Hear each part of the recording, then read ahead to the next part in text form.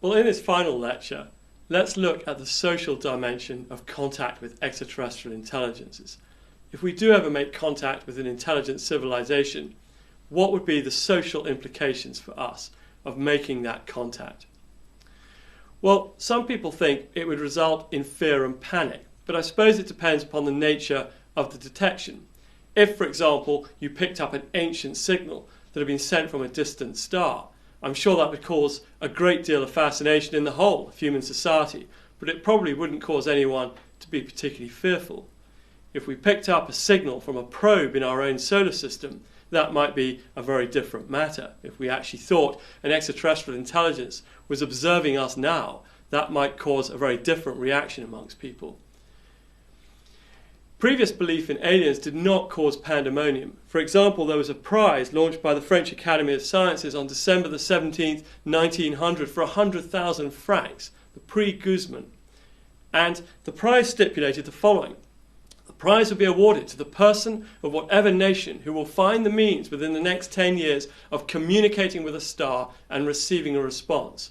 Mars was specifically excluded from the prize because it was thought to be too easy to communicate with alien intelligences. Why is this prize significant?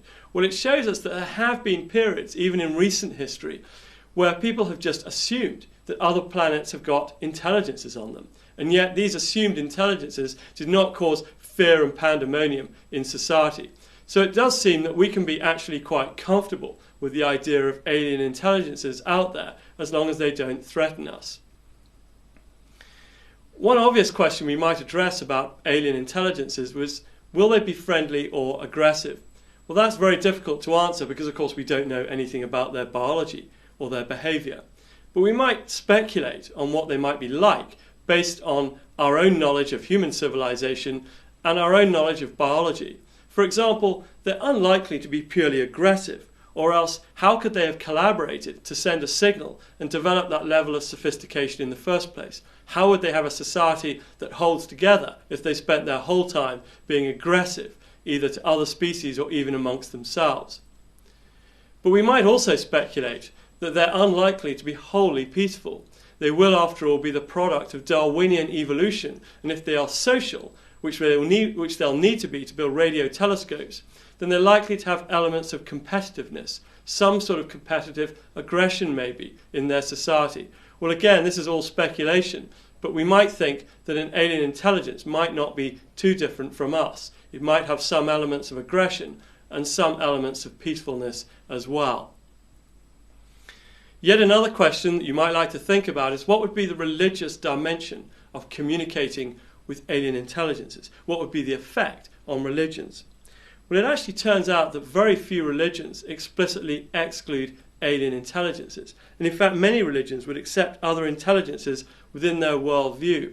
For example, it says in the Quran, "And among his signs is the creation of the heavens and the earth, and of whatever living creatures," plural, "he has spread forth in both." So Muslims actually do not have a problem with extraterrestrial intelligences. Having said that, some people believe that their saviours, such as Jesus, are unique, and others think that God is universal and that his saviour is universal and applies to all creatures. So depending upon your religious point of view, you might think that your God is specific to terrestrial civilization and that aliens cannot share a religious connection with us and do not form part of your religious worldview. But I think there's a more interesting question as well, not just what would be the impact of alien intelligences on our religious point of view, but would we be ready to accept the religious point of view of aliens? If they have a completely different view of religion, maybe they've even abandoned religion, are we willing to go along with them and accept their point of view, particularly if they're older and more sophisticated than our civilization? So the impact of aliens on our civilization may be more than just their impact on our religious worldviews, but also whether we're willing to adopt their particular point of view. If we do communicate with an alien intelligence, there's a crucial question that has to be addressed. How should the public be told? Well, the United Nations has thought about these sorts of problems. And the question is, should the information be told to the public outright, or should it be slowly released through some specific type of protocol? In 1977, the UN Committee on the Peaceful Uses of Outer Space posed these questions. Should messages sent to alien intelligences be composed by international organizations, such as the UN? Should a register of messages sent to aliens be kept? Should the preparation of all messages, whether sent out into space or to aliens that have landed on the Earth, be done by the United Nations? And would art or science better represent the nature of humanity, and how should we construct these messages? These sorts of early questions raised fundamental ideas about the way in which we go about communicating with alien intelligences in SETI programs, as well as if they came to the Earth and we made direct contact with them. At the moment, there's no protocol for how we should deal with an alien intelligence if it made contact with us or if aliens landed on the surface of the Earth. But people are seriously thinking about this, and the United Nations is considering protocols to be drawn up to handle the communication with first contact with an alien intelligence. There have, of course, been previous attempts to speak to aliens. We met in an earlier lecture the Voyager records, these records that contained images and music from planet Earth sent on the Voyager spacecraft and are now leaving the solar system.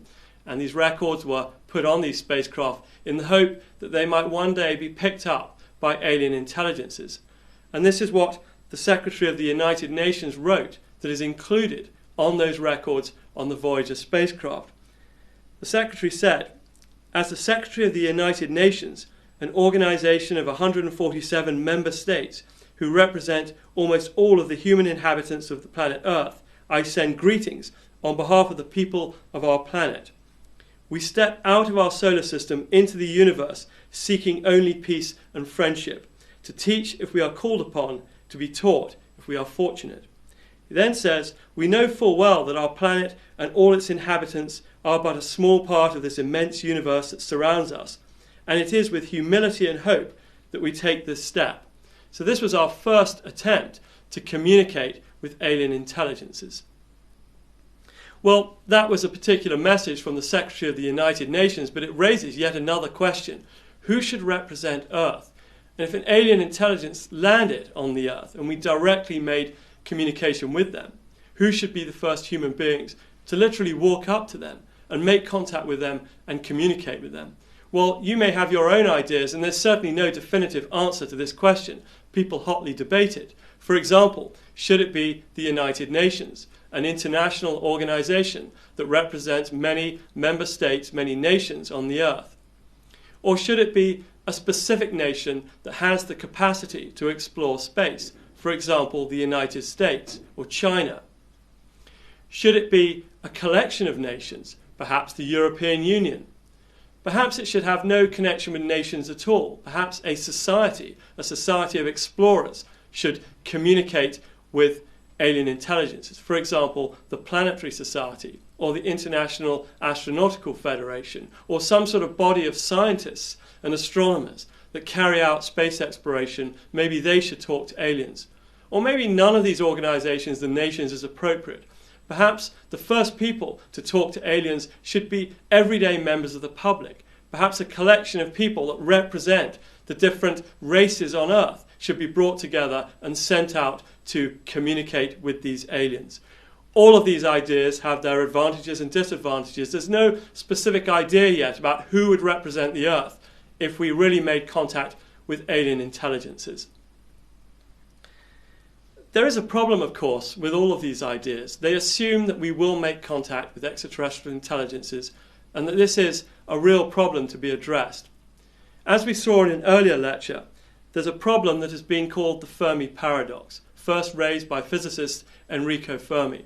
And Fermi asked the question, if there are intelligent civilizations out there, if there are so many stars in the universe, then surely there's a high probability that alien intelligences would be out there and they would have communicated with us so far. But we haven't received any messages. No aliens have landed on the Earth. Why not? And here are some of the answers to the Fermi paradox. Some of them slightly more outlandish than others, but all of them perfectly reasonable solutions to this problem. One solution might be that they are already here. They're already on the Earth amongst us, and that they're just not communicating with us. Another answer might be that they can't get here. The distance between stars is too great. It takes too long for a civilization to send representatives to another star system. It's just not physically possible for aliens to move from one star to another. Another answer is that civilizations always destroy themselves. In the 20th century, human civilization came very close to a nuclear apocalypse. Perhaps it's the destiny of all civilizations at some point in their history to destroy themselves. We haven't yet reached that point, but perhaps we don't observe advanced alien civilizations visiting our planet because all of those other civilizations have destroyed themselves. Perhaps aliens are out there, but they're watching us and we simply terrify them. Imagine being an alien and watching this species on the surface of a planet testing nuclear weapons, carrying out wars and all sorts of atrocities across its planetary surface. Perhaps they watch our wars and we terrify them so much that they simply refuse to communicate with us. Perhaps we are being denied entry to a galactic club. Perhaps there are a vast number of civilizations out there, but we have much to learn, including stopping war and solving problems on our own planet, and not until we reach a certain level of responsibility and sophistication, social sophistication, will these other intelligences admit us to this galactic club. And yet another solution is that we're a zoo.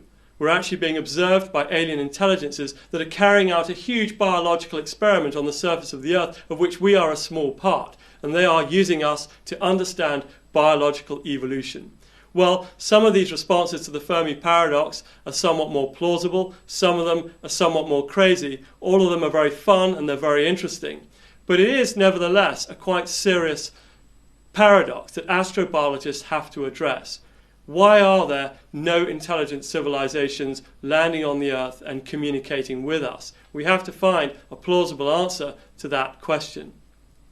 The Earth is a very small place, and we have much to learn about the universe around us, the possibilities of life out there in the universe, and the possibilities of extraterrestrial intelligences. So what have we learned? Well, we've learned that predicting the effects of contact with extraterrestrial intelligences is very difficult. We can only really make predictions based on what we know about our own society and our own biology. There needs to be an agreed protocol to deal with contact with extraterrestrial intelligence, something that the United Nations is already thinking about. The effect of detection may not be very profound unless it represents a clear and immediate threat to our planet. In fact, the past history of ideas about extraterrestrial intelligence suggests that many people feel quite comfortable with the idea of extraterrestrial intelligences. What we know already about religions and other worldviews is that many people would incorporate alien intelligences into their worldview. It may not cause a crisis for religions and other types of social perspective. But nevertheless, how we communicate with extraterrestrial intelligences and the consequences for our society remains a good question, and we also have to answer the question of why we haven't already observed alien intelligences. Thank you for taking this course, Astrobiology. That's now the end of these lectures. I hope you've learned something about astrobiology, this very exciting and rapidly developing area of science that seeks to understand the origin of life on our planet, the evolution of life on our planet, and the possibilities of life elsewhere, whether that's microbial life or intelligent life. There are still a huge number of questions in astrobiology to be addressed, still a vast number of things that we don't understand and don't know. And in the coming decades, maybe even the coming centuries, many of these questions will be answered. This is a fascinating field which I hope you'll stay in touch with and continue to show an interest in the years ahead.